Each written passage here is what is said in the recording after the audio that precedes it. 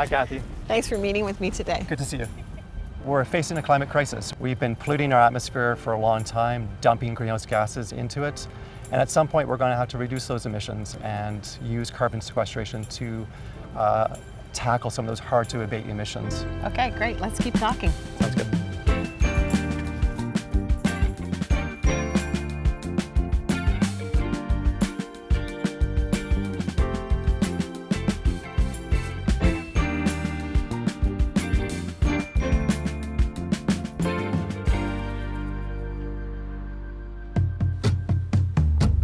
So in my research, I'm interested in how we can store CO2 in solid and minerals and rocks that store CO2 for a very long time.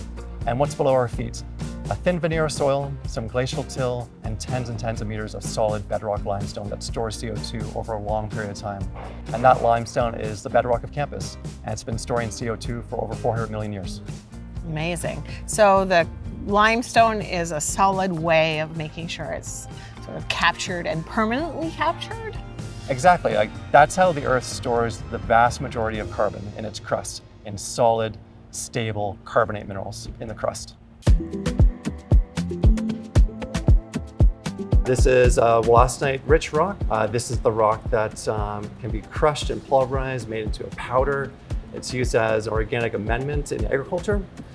We received 30 tons of this to spread on the Trent farm. Part of a PhD thesis where we're investigating how fast it will react with CO2, how much.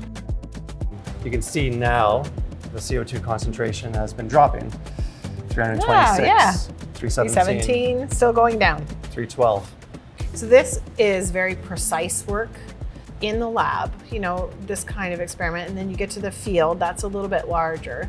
And I know the main goal here is carbon sequestration. So how do we scale this up? What's next? Yeah, one of the most exciting things that we've seen in the last 5 or 10 years is the explosion of industry and companies that are pursuing carbon sequestration technologies. It's really incredible. And it's those technologies that my research and my group are feeding into. And they are trying to accelerate the processes, scale them up to take it to the real world. And at the same time, they need highly skilled workers that have expertise and knowledge in carbon sequestration. And that's my role here at Trent as a university professor to help train the next generation of environmental geoscientists that are keen and excited about climate change solutions. One of my graduate students, Evie Schaefer, she now works with Agnico Eagle, which is a mining company, and she's the decarbonization project administrator. Another one of my students that graduated, he's working in Boston for a carbon dioxide removal startup company.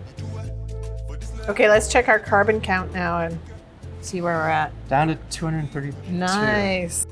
This seems like a rapidly changing field with some promising outcomes. What are your thoughts on that?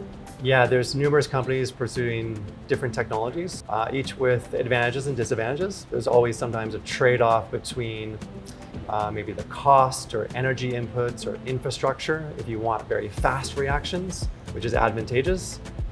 But the other argument, of course, is that what's the cost of climate change and doing nothing? Right.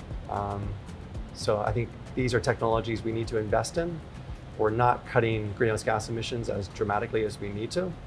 And the further we delay making those cuts, the more we'll have to adapt to a hotter planet and or try to remediate the atmosphere through carbon dioxide removal.